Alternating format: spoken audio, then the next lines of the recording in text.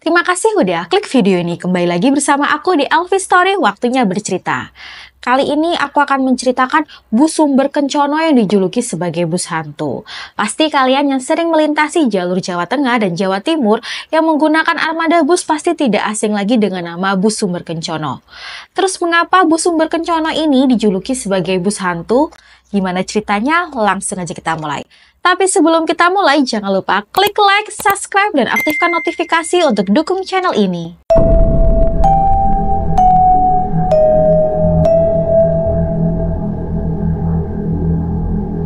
Sumber Kencono pertama kali dibentuk pada tahun 1981 oleh seorang pengusaha transportasi bernama Setiaki Sasongko.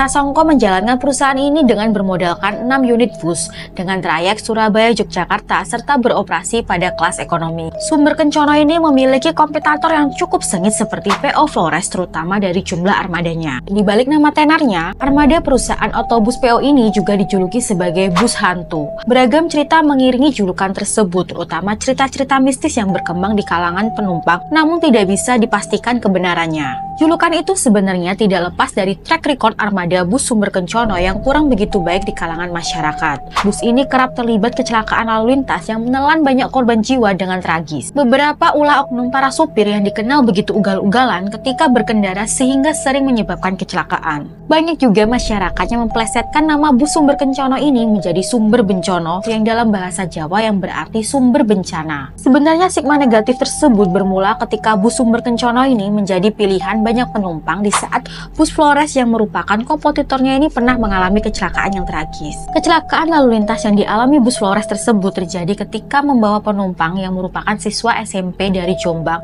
dan menyebabkan sebagian besar siswa ini meninggal dunia. Karena merasa bus Flores ini tidak aman untuk ditumpangi, para penumpang pun ini beralih ke bus Sumber Kencono. Akibatnya perusahaan dari bus Sumber Kencono ini meningkatkan jam terbang karena membludaknya penumpang. Tak tanggung-tanggung, peningkatan jam terbang oleh bus Sumber Kencono ini menjadi 20 menit sekali. Dari situlah para supir bus ini mengendarai Sumber Kencono ini dengan sangat cepat agar dapat mencapai target tepat waktu. Karena itu waktu istirahat para supir bus ini menjadi berkurang karena kejar-kejaran dengan keberangkatan bus. Jadi semakin cepat bus Sumber Kencono ini sampai tujuan, maka istirahat supir bus ini semakin banyak. Makanya para sopir ini saling menyalip dan ugal-ugalan di jalan hingga menyebabkan kecelakaan lalu lintas. Namun sayangnya peristiwa ini sering dikaitkan dengan hal-hal mistis oleh penumpang. Banyak orang yang menganggap bahwa Sumber Kencono ini memang sengaja mencari korban jiwa atau ibaratnya tumbal agar tetap menghasilkan pendapatan yang banyak. Tak hanya itu, cerita-cerita seram dari penumpang pun mendukung anggapan adanya hal mistis tersebut. Entah cerita ini valid atau tidak,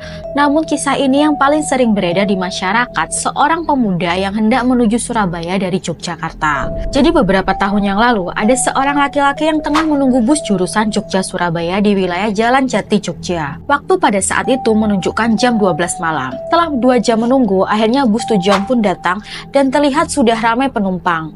Namun ketika sudah berada di dalam bus, lelaki itu pun mulai merasakan ada kejanggalan di bus ini. Yang pertama, kondektur bus ini tidak kunjung menariki bayaran.